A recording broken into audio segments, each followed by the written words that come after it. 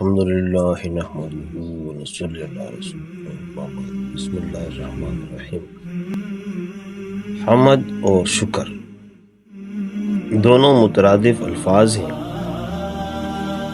اور ایک ہی معنی میں آتے ہیں، لہذا دونوں کے درمیان جو نسبت ہے اسے تساوی کہا جاتا ہے، یعنی برابر کی نسبت ہے۔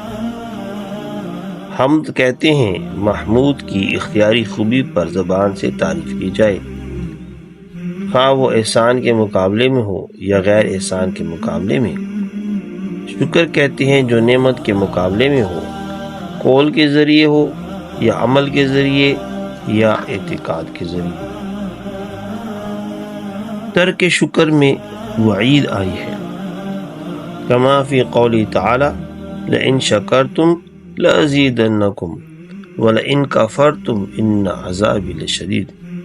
اور حدیث شریف میں یہ بھی آیا ہے من لم یشکر الناس لم یشکر اللہ، بخلاف حمد کے اس کے ترک پر کبھی بھی وعید نہیں آتی۔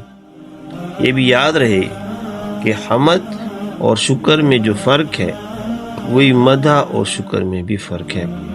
اللہ تعالیٰ آپ کو مجھے اللہ کا شکر گزار بنائے۔